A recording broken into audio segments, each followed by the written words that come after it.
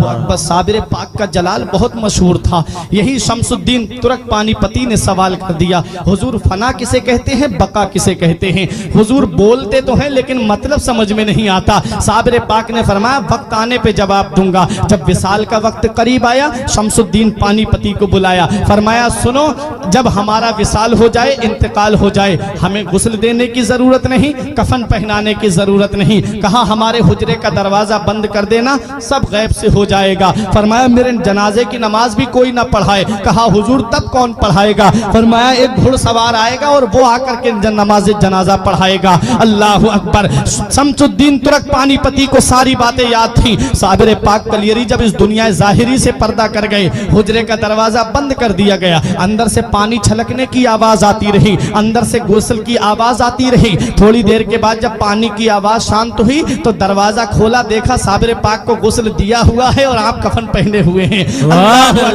ये है साबिर पाक कलियरी। अब उसका इंतजार हो रहा है जो नमाज जनाजा पढ़ाएगा। बड़े बड़े औलिया लाइन में लगे हुए हैं, बड़े बड़े औलिया सफ में लगे हुए हैं, अपने वक्त के जय्यद उलमा सफ में लगे हुए हैं, मुरीदीन सफ में बांधे खड़े हुए हैं। शमसुद्दीन पानीपती से किसी ने कहा अरे नमाज जनाजा तो शमसुद्दीन पानीपती ही पढ़ाएंगे, क्योंकि सुबह भी साबिर पाक के साथ में रही, दोपहर को भी साबिर पाक के साथ में रही, शाम को भी साबिर पाक के साथ में रही, खलबत में साबिर पाक के साथ हैं, जलवत में साबिर पाक के साथ हैं, सफर में साबिर पाक के साथ हैं, हजर में साबिर पाक के साथ हैं। हर वक्त साबिर पाक के साथ जो रहे, जिसे साबिर पाक बड़ी मोहब्बत फरमाए, उसे शमसुद्दीन तुर्क पानीपती कहते हैं। कहा यही तो नमाज जनाजा पढ़ाएंगे। तब शमसुद्दीन पानीपती ने कहा मैं नमाज जनाजा नहीं पढ़ाऊंगा, बल्कि मेरे पीर का ये कहना है कि एक घुड़सवार आकर के मेरी नमाज जनाजा पढ़ाएगा। हजरात गिरामी, अब इंतजार हो रहा है उस घुड़सवार का।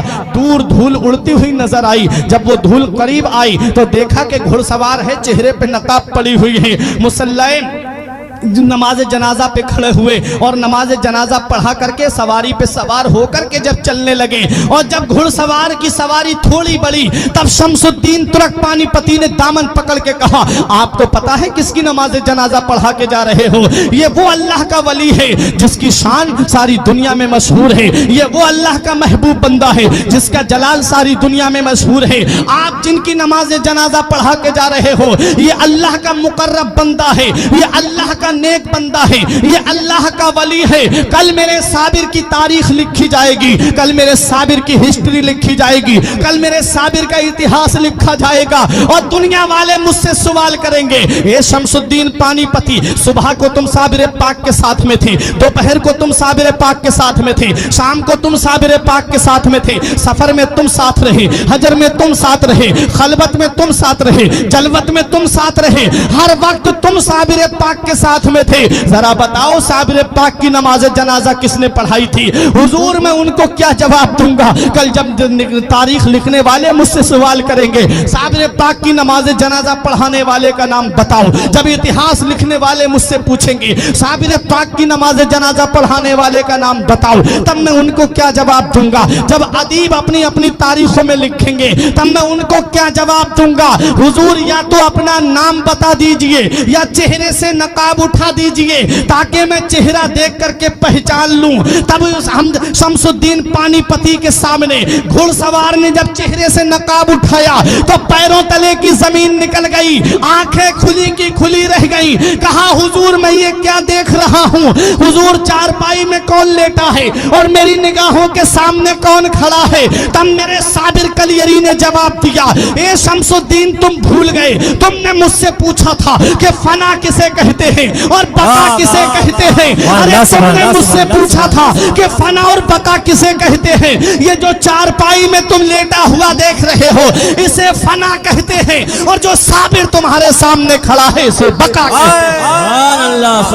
पता चला कि जो चारपाई में लेटा है वो रूहानी रूह का जलवा है, اور جو صابر کلیری سامنے کھڑے ہیں اسے روحانیت کہتے ہیں، اسے روحانیت کہتے ہیں۔ روح الگ ہوتی ہے، روحانیت الگ ہوتی ہے۔ جسے روحانیت کا مقام ملتا ہے وہ لوگوں کی امداد کرتا ہے، جسے روحانیت مل جاتی ہے وہ لوگوں کی مشکلیں دور کرتا ہے، جسے روحانیت مل جاتی ہے وہ جب جہاں ان کا چاہنے والا پکارتا ہے وہ وہاں پہنچ جاتے ہیں۔ تبھی تو میرے غوث نے فرمایا تھا نظر تو الى بلاد اللہ جمعہ کا خردلۃ علی حکم اتصالی، میں اللہ کے تمام شہروں کو ایسے دیکھ رہا ہوں جیسے کوئی اپنی ہتھیلی پر رائی کے دانے کو دیکھ رہا ہو۔ یہ کیا ہے؟ یہ روحانیت کا جلوہ ہے۔ جسے روحانیت مل جاتی ہے اس کا مقام بلند و بالا ہو جاتا ہے، جسے روحانیت ملتی ہے اس کی شان بلند ہو جاتی ہے، جسے روحانیت ملتی ہے اس کی عظمت بلند ہو جاتی ہے، جسے روحانیت ملتی ہے اس کا مقام ثریا سے بھی بلند ہو جاتا ہے۔ کہاں کہاں دیکھو گے روحانیت والوں کو؟ آؤ ذرا بتاؤ مجھے۔ غوث پاک رضی اللہ تعالی عنہ بغداد کی سرزمین پر رہے اور چند جگہ تبلیغ دین جانے کرنے کا ارادہ ہوا، وہاں تک پہنچ گئے۔ اور ذرا سنو، صابر پاک کلیری کو دیکھو، کلیر کی سرزمین پر آپ نے اپنا قیام کیا، نظام الدین اولیاء دہلوی نے دہلی میں قیام کیا، اعلیٰ حضرت نے بریلی شریف میں قیام کیا، پیلی بھیت کے شاہ جی میاں نے پیلی بھیت میں قیام کیا، سید سالار مسعود غازی نے بہرائچ میں قیام کیا، حضور شاہ مدار نے مکن پور میں قیام کیا، غریب نواز نے ہندوستان کی سرزمین اجمیر میں آ کر کے قیام کیا۔ پورے ہندوستان میں تو نہیں گھومے تھے یہ اللہ کے ولی، غوث اعظم